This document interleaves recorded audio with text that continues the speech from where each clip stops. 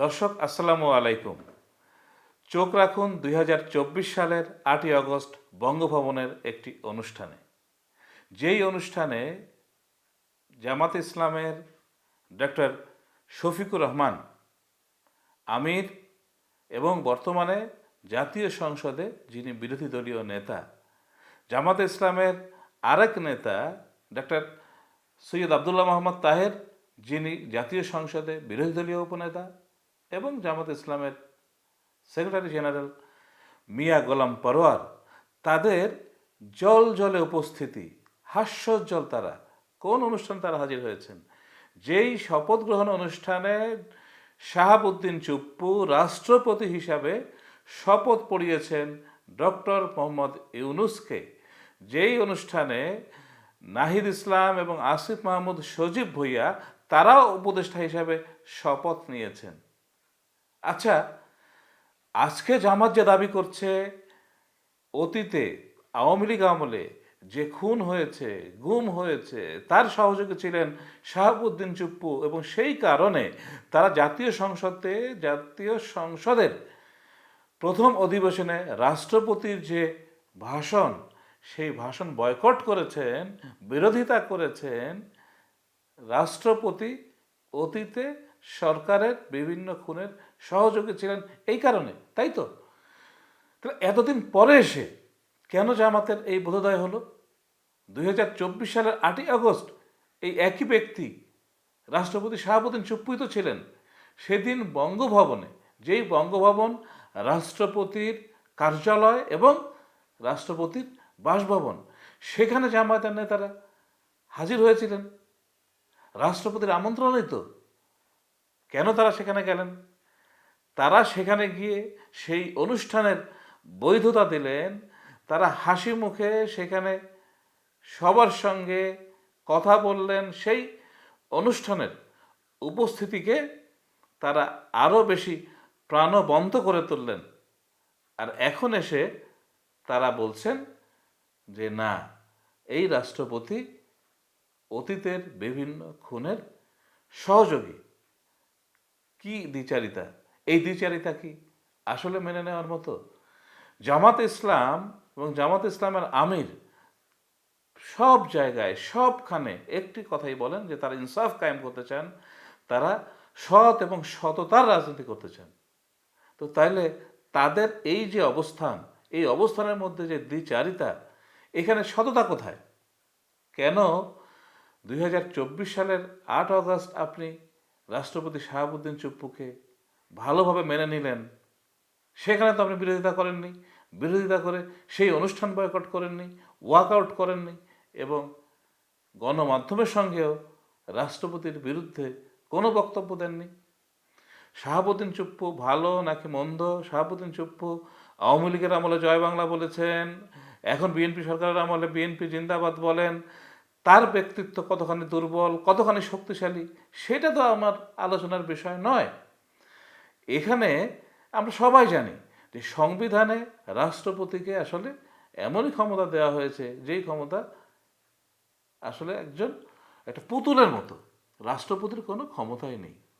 মন্ত্রী পরিষদ যে ভাষণ অনুমোদন করে, লিখে দেয়, রাষ্ট্রপতিকে তোতা পাখির মতো সেই ভাষণ পড়তে হয়। অতএব এখানে রাষ্ট্রপতির কি ভূমিকা সেই ভাষণ পড়ার ক্ষেত্রে, এটা আমরা সবাই জানি।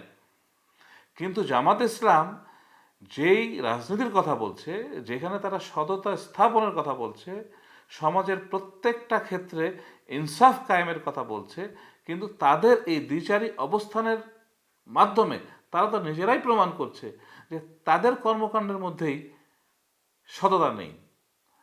জামাত ইসলাম যেভাবে এখন বিএনপির বিরোধিতা করছে, আমি তো মনে করি এখানেও তাদের দ্বিচারিতা আছে।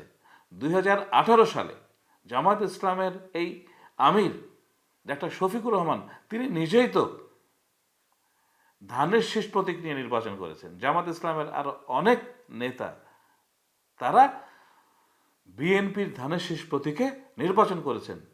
কই একটি বারের জন্য তো এখন পর্যন্ত জামাত ইসলামের কাউকে বলতে শোনা যায়নি যে ২০১৮ সালে ধানের শীষ প্রতীক নিয়ে তাদের নির্বাচন করার ছিল ভুল।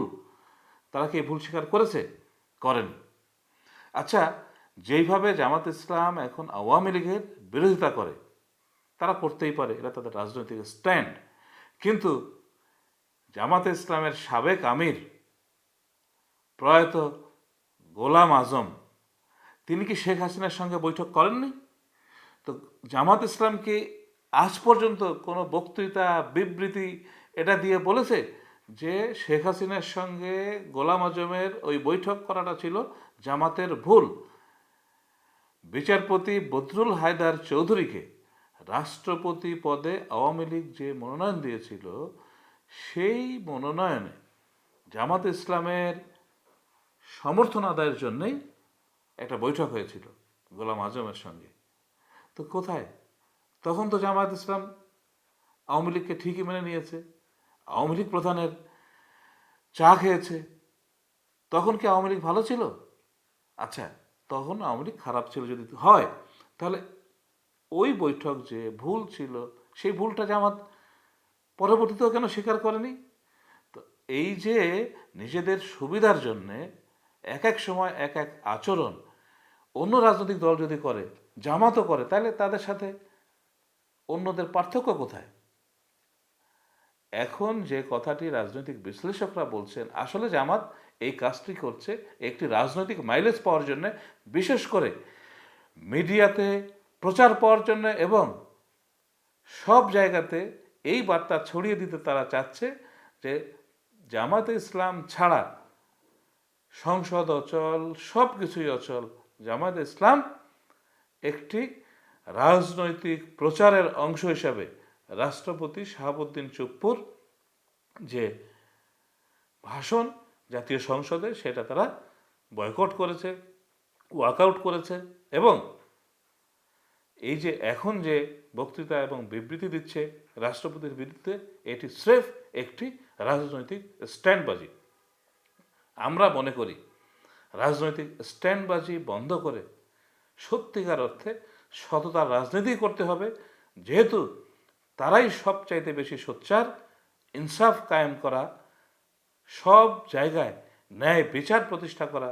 তো আপনি যদি আপনার কথায় এক এক সময় এক এক রকম বলেন, আপনি যদি নিজের কথা বারবার পরিবর্তন করেন, তাহলে আপনার মাধ্যমে, আপনাদের মাধ্যমে কিভাবে ন্যায় বিচার নিশ্চিত হবে? মানুষ কি কারণে আপনাদের উপরে আস্থা রাখবে? আপনারা নির্বাচনের ফলাফল মেনে নিলেন জামাত ইসলাম, এরপরে বলছেন ইলেকশন ইঞ্জিনিয়ারিং হয়েছে। তো ইলেকশন ইঞ্জিনিয়ারিং হলে সেটির প্রমাণ দিন, বলুন কিভাবে ইলেকশন ইঞ্জিনিয়ারিং হয়েছে। আবার ইলেকশন ইঞ্জিনিয়ারিং হয়েছে সেটা বলে জামাত ইসলাম তার প্রধানের পররাষ্ট্র বিষয়ক উপদেষ্টা, তাকে পররাষ্ট্র মন্ত্রণালয়ে একটি পদ দেওয়ার কথা বলছে। তো অদ্ভুত দ্বিচারিতা, জামাতে ইসলামের এই রাজনৈতিক দ্বিচারিতা আমি মনে করি বন্ধ হওয়া উচিত, এবং সত্যিকার অর্থে একটি বিরোধী দল হিসাবে জাতীয় সংসদে গঠনমূলক আচরণ করার মাধ্যমে তাদের এগিয়ে যাওয়া উচিত। যেইভাবে প্লাকার্ড প্রদর্শিত হয়েছে জাতীয় সংসদের অধিবেশন কক্ষে, এটি কতখানি মানানসই সেটিও আমাদের বিবেচনায় নিতে হবে। সংসদ অধিবেশন চলাকালে এনসিপির মুখপাত্র আসিফ মাহমুদ সজীব ভুঁইয়া সংসদের বাইরে একটি অনুষ্ঠানে, মানববন্ধন অনুষ্ঠানে তিনি অংশ নিয়েছেন, এবং সেইখানেও রাষ্ট্রপতির ভাষণ, সেটি তিনি বয়কটের ব্যাপারে জোরালো বক্তব্য রেখেছেন।